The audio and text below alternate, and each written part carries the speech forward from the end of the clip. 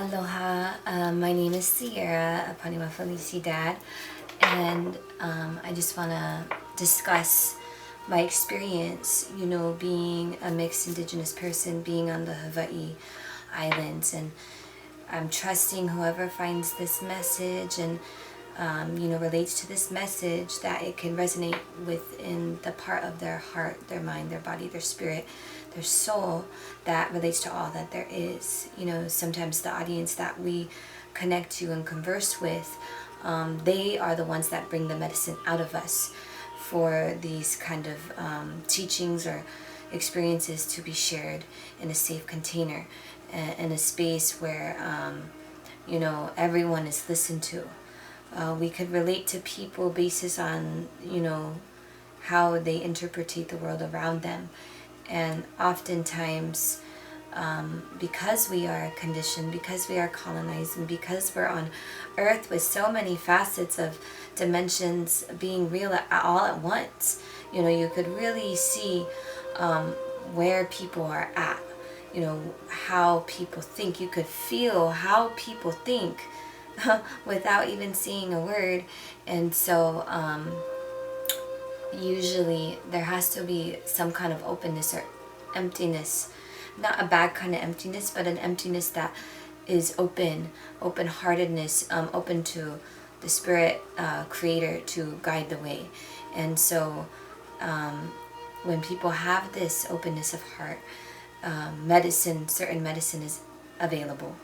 And so with what I share today, because this is a vast audience, sharing this to YouTube and things, I just pray that it could relate to the part of you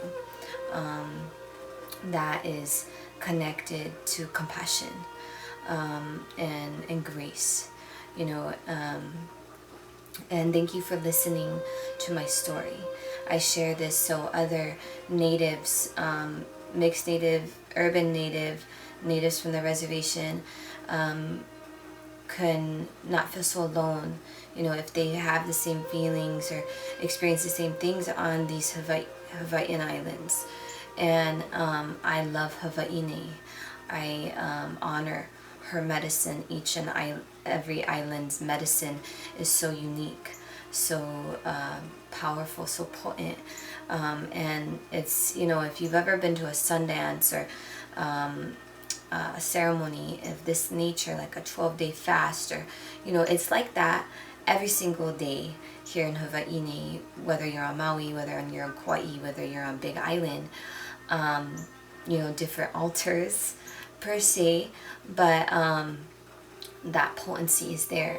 And so it creates a certain kind of reverence for everyday living that you wouldn't be able to experience without the ocean water so close, the smell of that salt in the air, depending on what island, like the mountains, the Makai and the Mauna being so close in proximity, and just so like, in relation, like, so transparent. Is like heaven on earth in Hawaii, and it's so potent. It's so potent. So when I speak about what my experiences are, it has nothing to do with the land. Each land has different medicine. Yeah, and so we're drawn to different islands for different reasons, for certain times, for healing to take place. One of the main things here is that the compassion that is found for Hawaii's people, native Hawaiians, is like,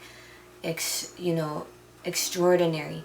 Like, I've never felt this before, because it's a different kind of colonization that has happened here, because the kings and the queens of Tahiti had incorporated their triangle hierarchy on the lei system that was once like a tioshpae, like a circle, but then they created their triangle hierarchy of king and queenship through colonization that interrupted the ecosystem. And so then Hawaii's own people conquered and colonized in some way, shape, or form through the Kamehameha order, in their mind, creating unity. In other chiefs' minds and experiences, very real experiences, was creating separation and actually domination. And so it's a different feeling when you know your own people's history. If you're native from Turtle Island, for me, I'm Blackfoot, Filipina, German, and French, so I'm mixed, but I know, definitely feel connected here on the islands to my Filipino roots, and that's why I'm here, to really witness and see this culture of the Polynesians, and just like honor that part of me as well, the island part of me as well. And then there's the culture that I really feel connected to and have more experience with, is the Native American. And so with what is present here and the difference, and the similarities, there is great compassion that is found. And so with Kanaka Maori, they have a different wound, and it's important to recognize the different kind of expressions of what it means to be Hawaiian for the Hawaiian people. And so I only speak solely on experience, and I have no judgment.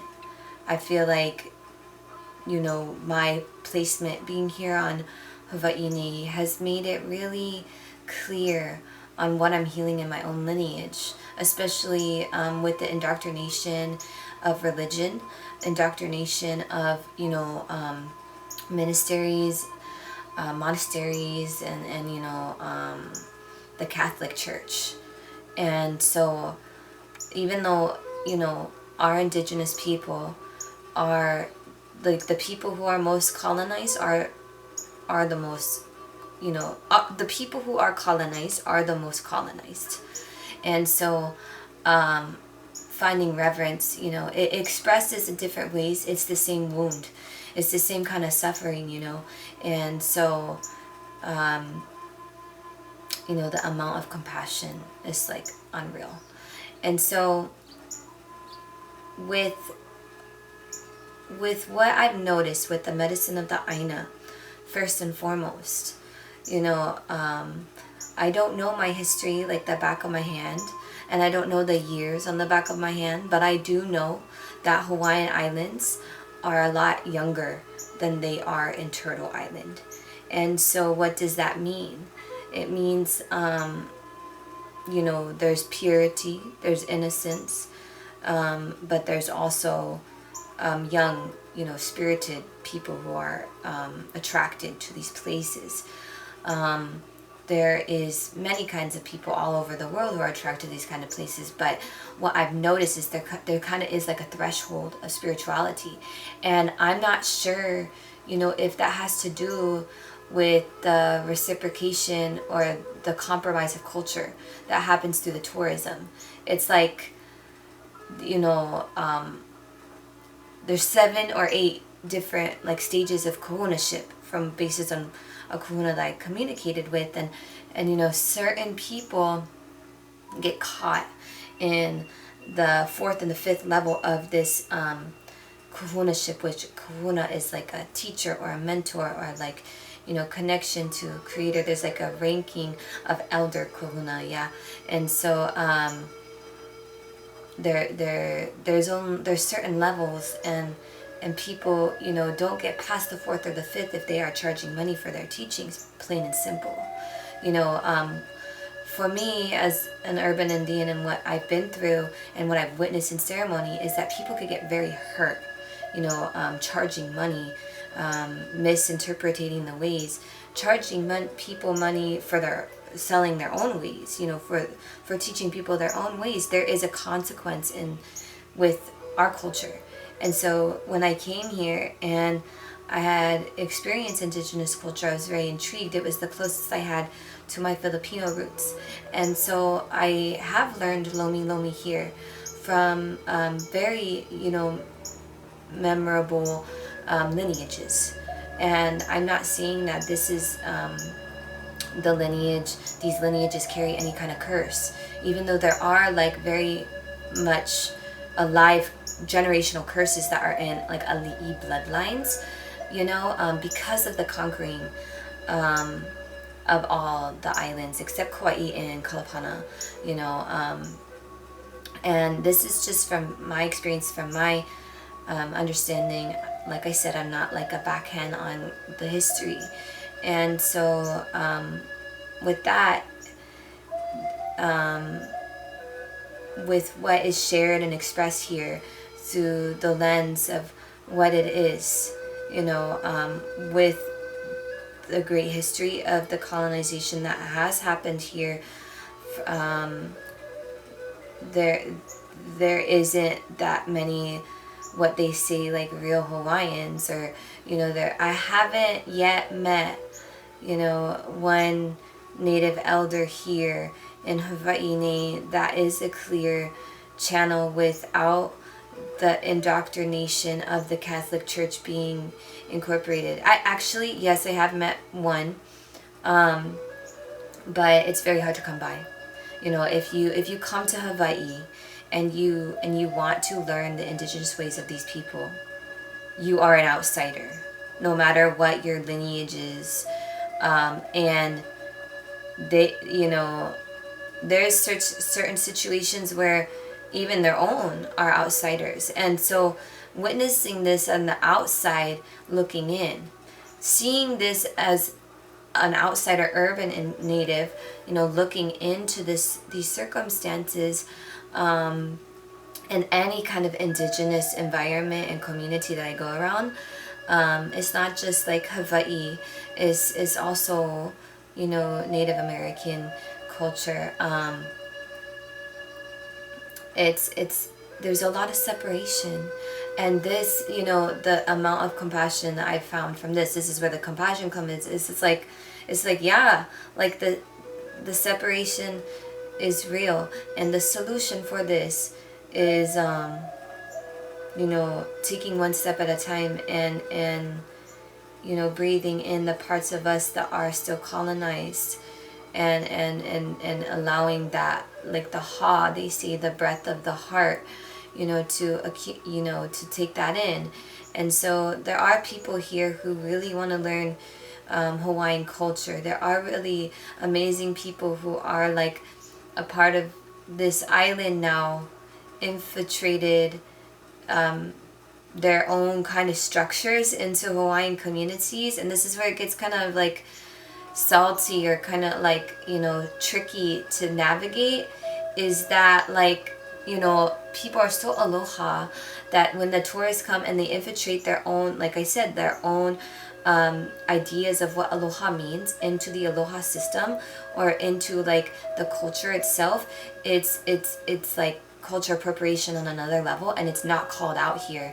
And so I'm so used to like, natives from the city, or like from the res, like they'll call it out, and they don't have like a quieted voice.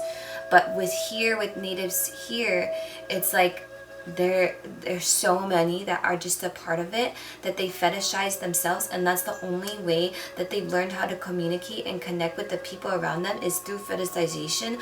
Because people fetishize their hula dancing, people fetishize their culture, because tourism, like they get money, and so the whole infrastructure of their ecosystem is dependent upon tourism. And I don't think it is supposed to be in this way. So yes, like many prayers for Hawaii, because there's thousands and thousands of like rivers and streams of water that have been stopped through the structure building, and through the building of condominiums and condos and like hotels. It's like, whoa. So for me, it's kind of like, okay, there's a privacy within the reservation. There's a respect and an honor and a reverence, and like a sheltering of culture within native communities on Turtle Island. And so then those teachings have more power in comparison to certain teachings here. Like, it's like, yes, let's share with community. Yes, let's share with all the races, of humanity, because that is what Crazy Horse prophecy is, the circle of all life coming together as one, under one tree again, and Earth people coming to the hold, and the withholding of the discipleship of the Earth way. And it is prophecy of many, not all, but many native cultures around the world. And so I see like Hawaii, as, like almost like the starting grounds for this prophecy to come into play. And yes, I see a lot of colonization still, interrupting the thought processes of the young ones, of, many people in Hawaii. And maybe it is the medicine of the land, but, I do believe and trust this prophecy. But there are many ways to stay in collaboration and also integrity to your indigenous value system through sharing culture. And a lot of people don't put that into practice here in Hawaii, in comparison to the mainland, because there has been the selling of culture, and there has been the selling of land, and there has been the selling of soul. And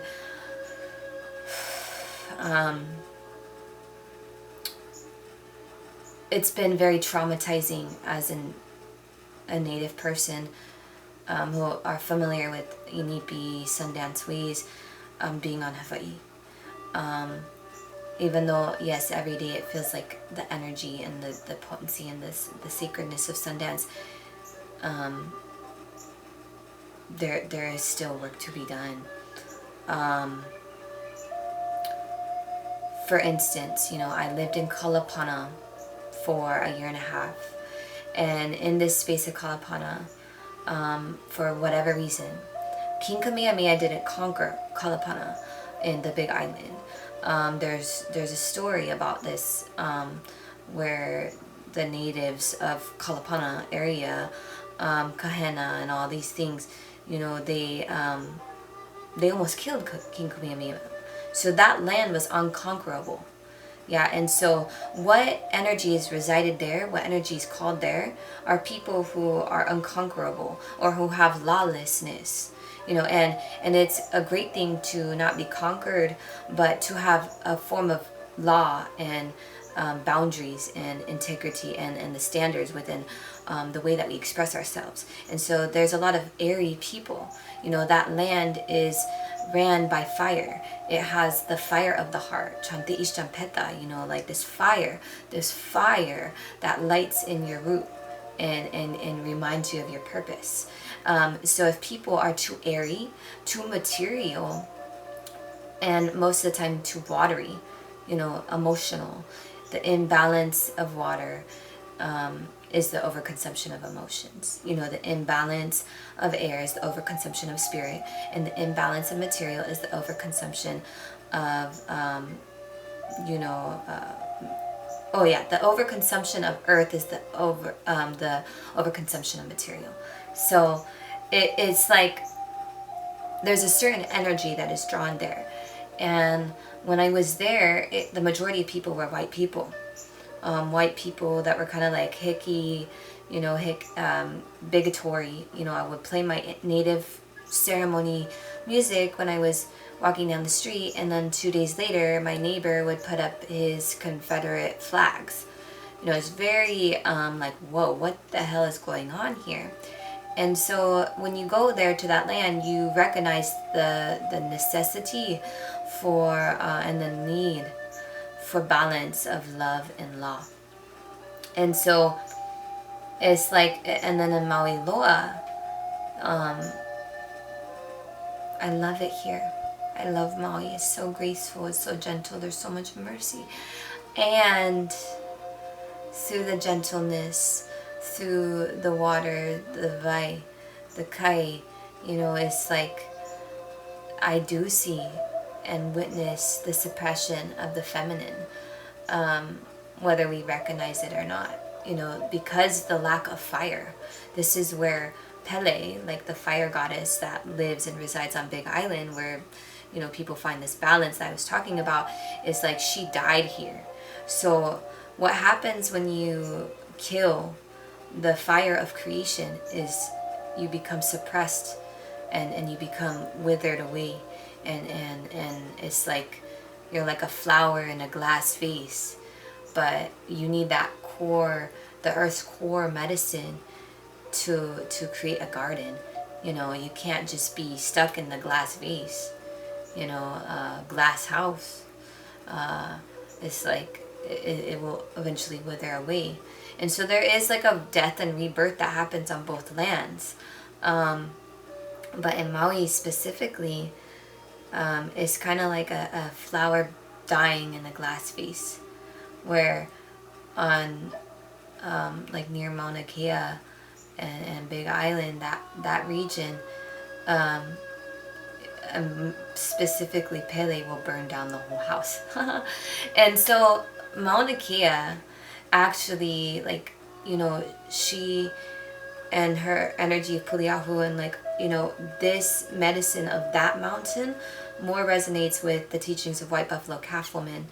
And so you do research on the goddesses that live and reside on that mountain, and what energy they overpower, like what space on the island they you know they contribute to. And it's Waimea, and Kohala. And so this medicine is like the north winds, yeah. And so that medicine is a lot more clear-headed. It really resonates. Like all the natives that I knew actually resided in this area, had to go to this area specifically for the purpose of resonance. You know, these areas with the winds and the Hawaiiani is where I feel like Native Americans, people who are familiar with the ways, the Red Road, can really relate to, in comparison to the chaotic streams of consciousness and expression through the fire, through, you know, the overconsumption of the material Oahu. You know, it's like, what do you want to experience in the islands? And so let's go back to story time. Is like I had left Big Island specifically because I dated, and I was involved with a Kane, like a man that was Hawaiian ali'i, and the generational curse that was intertwined with his family, you know, I took on, and I had to have my elders from the mainland, you know, come and burn my things, and take care of a prayer for me, because that medicine was so strong. And so when the commingling of like ali'i and specifically like Native American roots, it doesn't always go hand in hand, because there's lack of understanding for Native Americans. Because for us, it's like so like the way I see it in the natives that I've met, is so second nature to you know, recognize and witness everyone a part of us. And so because the tourism here, and because of like the colonization being so fresh and so different here on the islands, it clashes. You know, I feel like there has been a lot lost for Native Americans and First Nations of Turtle Island, you know, but there has been a lot entailed, and that in itself is valuable, even though that we might not be as like rich and you know, wealthy in the material way.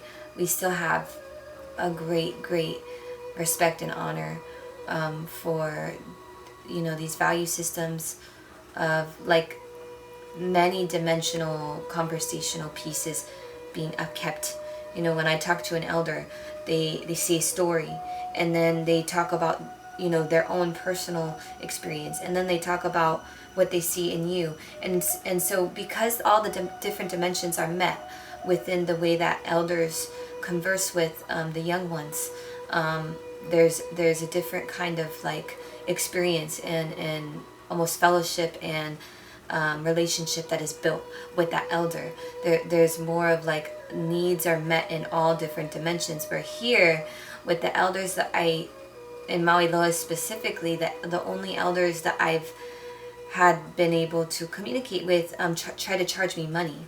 And so for me, to pray over me. And for me, I was taken back by this greatly. And so it was an insult to not just me, but all my ancestors.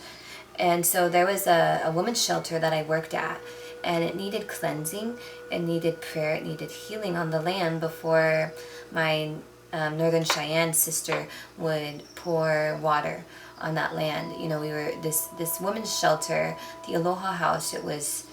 It's a shelter full of women who are victims of crime, underage. That means sex trafficking. That means like victims of crime in their own households, and they need healing. And so, what they had mentioned, and the Hawaiians that work there, is that this land, you know, this land is haunted and it needs help. You know, so I reached out to the Native Hawaiian elder in the community, and she wanted to charge this Aloha House, this place for young women, $500 to do a cleansing on the land. And so for me, it was like, whoa, you know, my people, my Native relatives, even though they're not Blackfoot or Lakota, like Northern Cheyenne, you know, there's this understanding amongst many Turtle Island natives, that things come, you know, if something needs to be done, it will come, and it comes for free, and spirit doesn't cost money. And for here, it was like, oh, you have to pay me this amount to get my medicine. And it's like, whoa, like I was so thrown off guard, and it was very traumatizing to me. And so if you are a Native who has experiences on Hawaii, you know, and a Native that wants to come to Hawaii, just know this, that it's not what it's all cracked up to be. You know, a lot of people who play in the spiritual field, it's like, what is going on? You know, if they're well known, it's not always this way. It's like, you know, a dime, like, you know, half and half or whatever. You got to take the good with the bad, but it's like guaranteed there's, you know, there's a lot of well-known spiritual people in Hawaii that are Hawaiian that misuse and sell their ways for the purpose of their own ego boost. And as young as I am, I've witnessed it, and I've challenged people in positions of power in these circumstances. And whether or not be for the benefit of the good, hopefully they learn their lessons. You know, if they don't learn their lessons with me, they're going to learn their lessons with their daughters, because it is not of human nature to act in certain ways.